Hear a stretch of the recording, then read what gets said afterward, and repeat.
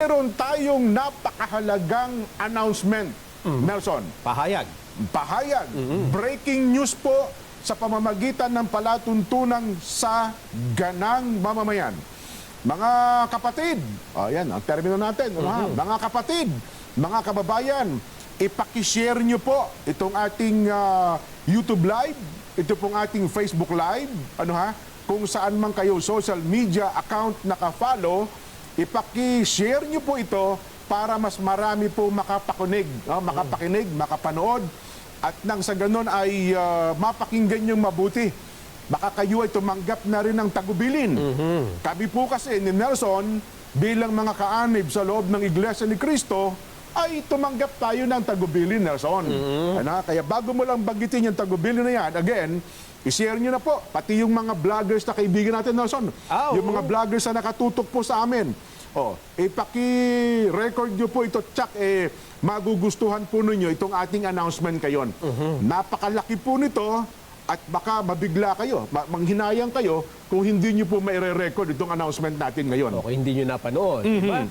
Pero bago po yon ay balikan muna natin ang mga pangyayari. Yan, bigyan natin ng konting premise, Nelson. Background. Bakit ba naging abala diyan? Kasi nakita mo, ang House of Representatives, halos araw-araw inaabot nga ng madaling araw kung minsan, naging abala sa kung ano-anong investigasyon, diba? At kung ano-anong ginagawa. At ngayon, ay may nakaumang pa na impeachment. Saan ba nagmula yan dyan? Ano bang pinagmula ng mga pangyayari ito? Nako, yun nga po. Dahil sa, ito po yan ang tag natin ito, yung awayan sa politika. Yun hong mga issue na ibinabato sa pangalawang Pangulo, dahil daw po sa ganito, sa ganyan. Hindi na natin muna talakayan sapagkat alam naman yun ng ating mga kababayan. At nauwi ho yan sa napakatindi, Umantong sa bantaan nandiyan diba? Sabi ng Vice President, pag ako namatay, may kinausap na ako para patayin din kayo. Sa mga kabubukas lamang po ng kanilang radyo at ng telebisyon, ng kanilang mga social media account, ulitin ko po para huwag kayong maligaw, baka mamaya mapanood yun sa ibang vloggers, ibang himpilan, baka ibahin po. At least ito malinaw na Ang mga kapatid po sa iglesia ay naghahanda na magsagawa ng rally upang ipahayag sa lahat ng mga kinaukulan na ang Iglesia ni Cristo ay pabor sa opinyon ng Pangulong Marcos na hindi sumang-ayon sa sinusulong ng ilang sektor na impeachment dahil marami pong problema ang ating bansa. Ulitin ko po, dahil maraming problema ang ating bansa na dapat unahin ng pamahalaan. Ang iglesia ay para po sa kapayapaan at ayaw natin sa anumang uri ng kaguluhan na manggagaling sa kaninumang panig. Malinaw po yan na tinanggap naming bilin bilang mga kaanib sa loob ng Iglesia ni Cristo. Nelson. Katulad ngayon dyan, di ba? Kahapon, nag-alboroto ang Bulkang Taal. Bagamat sabi ng PBOX, minor lang yan. Pero may epekto pa rin sa buhay yan ng mga doon nakatira sa malapit bukod dyan, ito, mga lalawigan ng Negros Occidental at Negros Oriental. May babala ang NDRRMC. Kalalabas lang ngayon, Ngayon lang yan? Maging alerto. Lahat ay pinag-iingat sa maaaring pagpatak ng abo na ibinuga po ng Bulkang Kanlaon patungong Kanlaon naman yan. Timog Kanluran, dakong alas 4:12 ng hapon. Nagbuga ho ng... Hindi ba kayo nagtataka? Pati ho yung mga bulkan natin nagagalit sa mga pangyayari ngayon. Nangingiti ako pero naasar ako. Diba? Tapos, lindol pa kayo ng umaga. Lindol sa Ilocos Norte. Tapos ang iba, naasikaso yung impeachment. Diba? Pakasakit. Diyan lang sa Maynila, libo-libong taon na wala ng tahanan. Susunog. Yun na po ang pinoproblema kinakaharap natin ngayon.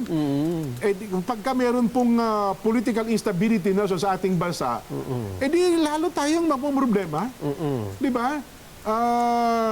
Kung ang politika ay lalo pong tumindi sapagkat ang impeachment, aminin mo natin hindi, political ano ho yan eh.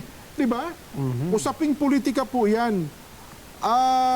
Kapag kaganyan po, ang mga negosyante kaya papasok sa Pilipinas, kahit pa sabihin ng NEDA, DTI, at ng ating economic managers, may mga pumapasok po. Aywan ko lang kung totoo. No? Aywan ko lang kung totoo. May pumapasok bang mga mamumuhunan sa ating bansa kung ganyan po ang kalagayang politikal ng Pilipinas? Malamang yung papasok pa lang, mag-aatubili. Oho. Diba? Kasi ang gusto ng mga negosyante, payapa yung bansang pupuntahan nila. Oho. Kasi kapag hindi stable ang gobyerno, ang ibig sabihin natin dito, may nag-aaway-away. Oo. Diba? Kasi presidente at vice president yan eh. Dalawang pinakamataas na posisyon ng gobyerno, apektado ang negosyo, sigurado. Ay, tsak yun. Ano ha? Lalo na yung magtatayo ka pa lang. Oho. Kasi hindi mo alam kung ano susunod na pwedeng mangyari, di ba? Oho. Mababalitaan ka pang mga umano'y destabilization at kung ano-ano pa. Apektado po talaga ang negosyo pagka ganyan. Tapos gagatungan pa natin ng impeachment? Ay naman. Yan ba ang kakaharapin natin? Di ba?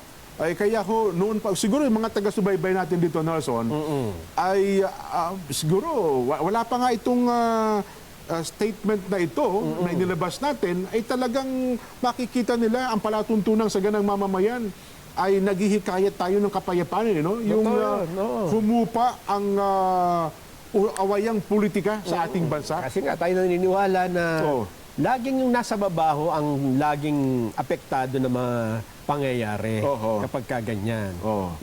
Kaya ngayon po, kaya natin binabanggit sa inyo, ang Iglesia ni Cristo ngayon, gagawa na po para manawagan sa mga leader ng ating pamahalaan. Kasi maraming kapatid dyan yan ang estado ng buhay, hindi ba? Sila ang naghihirap kapag magulo ang bansa eh. Kasi mga kapatid sa loob ng Iglesia, mga mahihirap na tao. Mas marami. Pag nag-aaway-aaway po. Tayong dalawa na nga lang, huwag na tayo lumayo. Gusto ko na nga sana sabihin. Kami lang, di ba? Apektado po ang buhay talaga natin. Oo nga, totoo yun. Ay, nako. Tumanggap lang tayo ng report. Committee on Justice ang unang impeachment complaint laban kay Vice President Sara Duterte. Panibagong impeachment complaint ang inihain sa Office of the Secretary General ng Kamara. Formal na isinampa ng grupong Makabayan Bloc ng Kamara kasama ang 75 grupo na mga complainant sa ikalawang impeachment complaint laban kay Vice President Sara Duterte sa Office of Secretary General. Ang ikalawang impeachment complaint laban sa Vice Presidente ay nakasentro lamang sa impeachable offense na betrayal of public trust dahil sa hindi maipaliwanag na paggastos ng confidential and intelligence fund ng Office of the Vice President at Department of Education o DepEd nung siya pa ang nakaupong kalihim ng ahensya ng edukasyon na inendorso ni na Makabayan Bloc Representative Arlene Brosas, Franz Castro at Raul Manuel. Sinabi ni Attorney Nery Colmenares, isa sa legal counsel ng grupo, na minabuti nilang isang impeachable offense lamang ang isinampa sa pangalawang Pangulo para madali itong matalakay ng Kamara dahil sa kakulangan na ng panahon. Inihayag naman ni House Secretary General Reginald Velasco na dadaan sa parehong proseso ng unang impeachment complaint laban kay VP Sara ang ikalawang impeachment complaint alinsunod sa umiiral na rules of impeachment ng mababang kapulungan ng Kongreso. Ang unang impeachment laban sa pangalawang Pangulo na isinampa ng Magdalo Group at Bayan at iba pang advocacy groups ay may kinalaman sa culpable violation of the Constitution, graft and corruption, betrayal of public trust, bribery at other high crimes na pawang impeachable offenses na nakasaad sa 1987 Constitution.